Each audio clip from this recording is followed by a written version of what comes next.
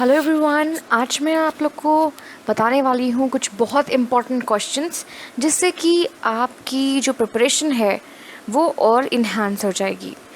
इसका तरीका ये है कि या तो आप आंसर्स पहले से समझ के रखिए कि आंसर क्या है, या फिर आप बाद में भी मेरे साथ बाद में भी आंसर्स को रिवाइज कर सकते हैं। पहला क्वेश्चन आता है, who has been called the hero of two words. तो यहाँ दो जहाँ के हीरो को, मतलब हीरो किसको कहा जाता था, ये आपका क्वेश्चन है। तो उसका आंसर है ग्यूसिपी गैरिबाल्डी। अब देखिए, आप यहाँ पे बड़े अजीब अजीब से नाम हैं, तो आप इसे कैसे याद कर सकते हैं, मैं आपको इसकी एक ट्रिक बताती हूँ। कि सपोज़ देखिए, ग्यूसिपी ऐसा कुछ नहीं है, जैसे यिप्पी नूडल्स होता है वैसे ग्यूसिपी भी है। गरीबाल्डी मतलब एक गरी है, कोई गरी मीन्स कोई लड़की, गरिमा टाइप की गरी, जिसका शॉर्ट फॉर्म गरी हो जाता है। ठीक है, कोई प्लीज़ बुरा मत मानना अगर गरिमा हो कोई। गरी गरिमा हो गया, गरी ने अपने बाल दिया। ठीक है, बाल दी, तो आप याद कर सकते हैं ऐसे, गरी बाल दी। ठीक है, तो यहाँ पे गरीबाल्डी को क्या कहा जाता था, हीरो ऑफ टू वर्ड्स, वो दो जहाँ का हीरो था। ओके, आई होप आपको ये क्वेश्चन याद हो गया होगा। Where did the Greek struggle for independence begin. Greek ने कब अपनी इंडिपेंडेंस की स्ट्रगल की शुरुआत की थी। उसने कहा था कि नहीं अब मुझे इंडिपेंडेंस चाहिए, तो वो था 1821 में। ठीक है, क्या ध्यान रखना है, 1821। ओके, तो ये इंपॉर्टेंट डेट है, प्लीज़ ध्यान रखिएगा। When did the industrialization begin in England? Industrialization कब शुरू हो गया था इंग्लैंड में? तो ये हो गया था 18th सेंचुरी के सेकेंड हाफ में। ठीक है, 18th सेंचुरी के सेकेंड हाफ में इंडस्ट्रियलाइजेशन इंग्लैंड में आ गया था। फिर है, in which year the treaty of Vienna was sign. Treaty of Vienna sign की गई थी किस ईयर में? तो वो है 1815। ठीक है, 1815 जब नेपोलियन बोनापार्ट का राज ख़त्म हो गया था। ठीक है, 1815 तक ही उसका राज था। उसके बाद ट्रीटी ऑफ वीना 1815 में साइन की गई थी। अभी हमने एक डेट और पढ़ी थी, वो कौन सी डेट थी, 1821 में। क्या हुआ था, 1821 में ग्रीक ने अपनी इंडिपेंडेंस के लिए स्ट्रगल शुरू कर दी थी। तो ऐसी करके हम सीक्वेंस वाइज याद करते रहेंगे, क्योंकि 18 की डेट है, तो it's easy for us to remember. Next है, in which year all mens of 21 years are and above in France regardless of their wealth they get the right to vote. अब 21 साल के उम्र के जितने भी मेंस थे, आदमी लोग थे, उन सबको इजाज़त मिल गई थी कि वो वोट कर सकते हैं, they are allowed to give vote. तो वो कौन से साल में ऐसा हुआ था? तो हुआ था वो 1792 में। ठीक है, 1792 में सारे मेन को 21 ईयर्स जिसकी एज हो गई है या फिर उसके अबव है, तो फ्रांस में उन सबको कहा गया था कि आपके पास भले ही वेल्थ ना हो, आप वोट दे सकते हो। ठीक है, तो ऐसा 1792 की बात है। अब आता है, इन 18th century political clubs became an important rally point for people who wish to discuss government policies and plan their own form of action. Of them, which club was the most successful? ऐसे कौन सा club था उस time पे? ऐसे political clubs बना करते थे जिस टाइम पे उस टाइम पे जब रैली होती थी। ठीक है, और पीपल एक डिस्कशन के लिए एक जगह चाहते थे और प्लान्स बनाते थे कि अब आगे क्या एक्शन लेना है। तो वो क्लब है जैकोबिन्स क्लब। ठीक है, जैकोबिन्स क्लब बहुत अच्छा नाम है, जैकोबिन्स आपको याद हो जाएगा, तो जैकोबिन्स क्लब उसका नाम था। When France was declared as a republic, France को रिपब्लिक कब डिक्लेयर कर दिया गया? तो फ्रांस को रिपब्लिक 21 सितंबर 1792 में कर दिया गया। अभी आपने 17 वाली एक डेट पढ़ी थी, ठीक है, वो डेट कौन सी थी? 1792 की डेट थी। उसी टाइम पे ही फ्रांस में मेन को 21 ईयर्स के अबव या उस 21 ईयर्स के जो मेन हैं उनको अलाउ कर दिया गया था कि वो वोट कर सकते हैं, चाहे उनके पास वेल्थ हो या ना हो। ठीक है, और 1792 को एक काम और किया गया था, वो क्या था कि जो फ्रांस था वो रिपब्लिक डिक्लेयर कर दिया गया था। तो आपको रिलेट कर पाएंगे इसको। When did American Constitution came into force? तो अमेरिकन कॉन्स्टिट्यूशन कब फोर्स में आई, कब उसका शुरू हुआ वो? तो 1789 सबसे इम्पोर्टेंट डेट है ये, क्योंकि इसी टाइम पे ही फ्रेंच रिवॉल्यूशन भी हुआ था। ठीक है, तो अभी हमने जो 17 की डेट पढ़ी थी वो क्या थी? 1792। ठीक है, 1792 इसके बाद की डेट है। तो ये ध्यान रखना है कि सबसे पहले कौन सी डेट थी? 1789, जब फ्रेंच रेवोल्यूशन भी हुआ और अमेरिकन कॉन्स्टिट्यूशन भी फोर्स में आ गई। ठीक है, तो और उसके बाद 1792 में दो चीज़ें हुई। क्या हुआ? एक चीज़ कि जो मेन थे वो वोट कर सकते थे 21 ईयर के या फिर एबव। ठीक है, और 21 और एबव। और एक चीज़ और क्या हुई, अभी मैंने बताया आपको कि जो फ्रांस था वो डिक्लेयर कर दिया गया रिपब्लिक। ठीक है, तो यहाँ पे आप ये चीज़, दोनों चीज़ें साथ में लिख सकते हैं इसके आगे ऐसे एरो बना के। Name some important leaders who contributed a lot for the unification of Italy. Italy को एक बनाने के लिए कुछ लोग, कुछ लीडर्स ने कंट्रीब्यूट किया था, उनका नाम क्या है? तो उनका नाम है यहाँ पे मेज़ानी, गैरिबाल्डी एंड कैवोर। ठीक है, ये तीन नाम हैं जो इम्पोर्टेंट हैं। ये रेड वाला ये नहीं है सही, इसमें सबसे सही ये वाला है। इसमें मेज़ानी, गैरिबाल्डी एंड कैवोर, ये तीन जो लोग हैं, ये तीन लोगों ने बहुत अहम भूमिका निभाई थी यूनिफिकेशन करने में इटली की। ठीक है, सो मेज़ानी, गैरिबाल्डी और कैवोर ने किया था। अब यहाँ कैवोर आता है, कैवोर कौन थे वो भी आगे क्वेश्चन में समझ में आ जाएगा। एक्सप्रेशन ऑफ नेशनलिज्म, किस हिस्ट्री में अगर पन्ने पलटे जाएं तो हमें सबसे अच्छा एग्जाम्पल अगर हमें नेशनलिज्म के लिए देना हो तो हम कौन सा एग्जाम्पल देंगे कि सब में देश भावना, देश के लिए भक्ति भावना, प्यार जग गया? तो वो थी 1789 की घटना, जो कि था फ्रेंच रेवोल्यूशन। ठीक है, तो ये तो आपको याद हो जाएगा कि 1789, देखो कितना ईजी याद करना, 1 तो लगाएंगे। ठीक है, और 7, 8 और 9, it's so easy. Which type of government was functioning in France before the revolution of 1789? किस टाइप की गवर्नमेंट थी जिससे लोग परेशान आ गए थे और उसके बाद से फ्रेंच रेवोल्यूशन आ गया?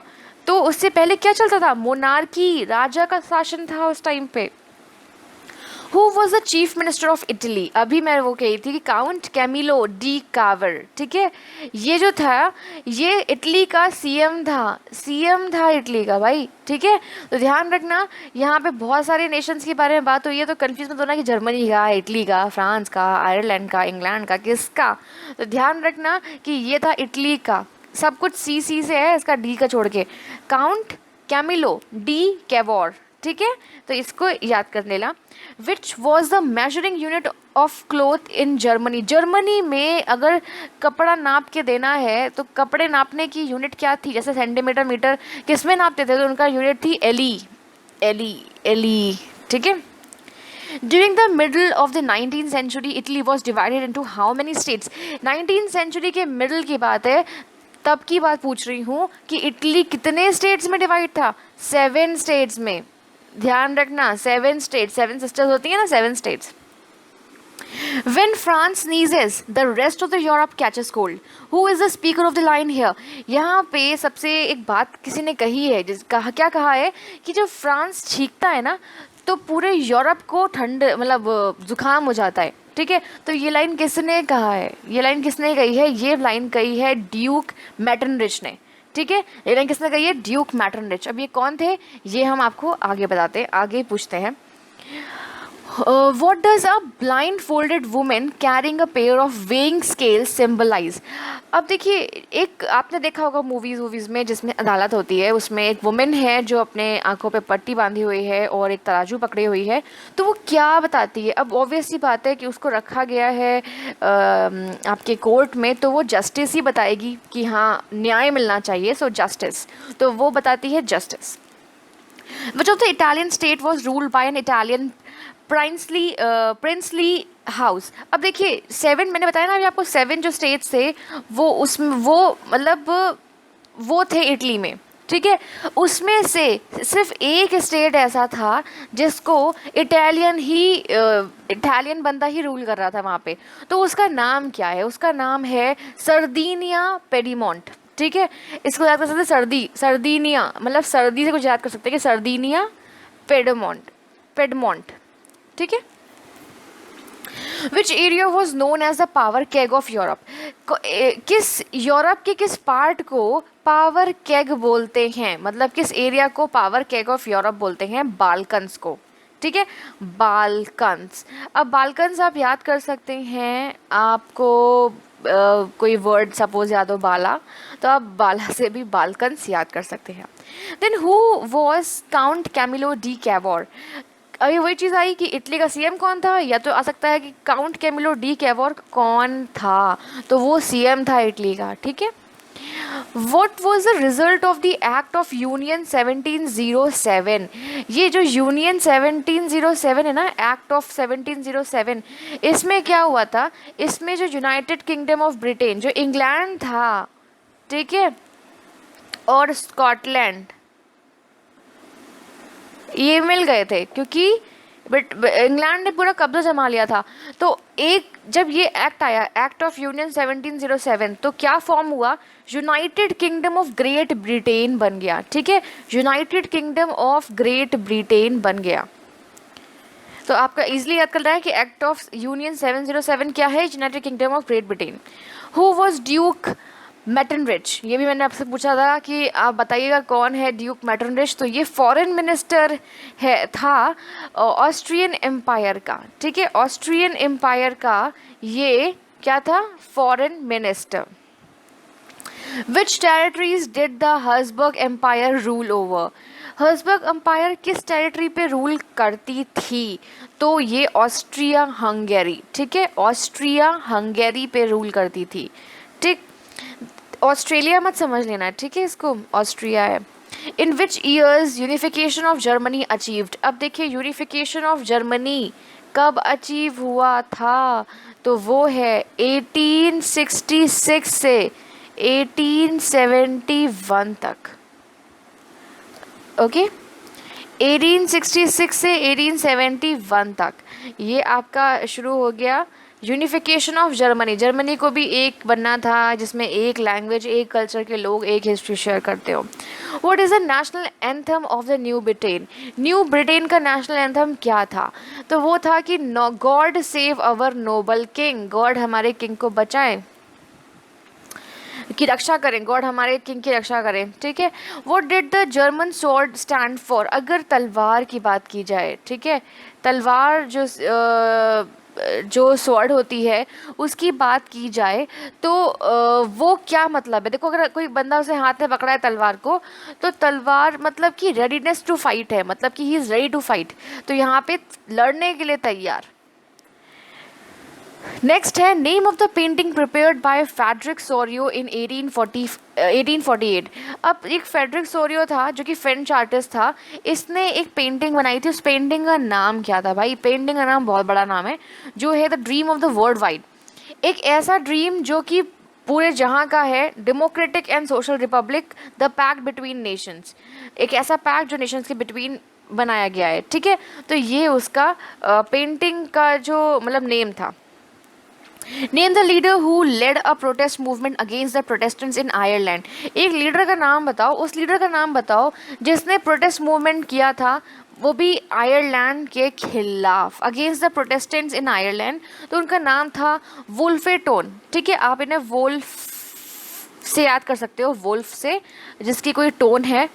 ठीक है, क्योंकि वो प्रोटेस्ट करे तो कुछ बोलेगा ही, तो बोलेगा तो कुछ टोन में बोलेगा। तो भाई इससे आप याद कर सकते हो कि name the leaders who led a protest movement against the Protestants in Ireland. फिर है who played the key role in unifying Germany. किसने बड़ा इंपॉर्टेंट रोल प्ले किया जर्मनी को एक बनाने के लिए?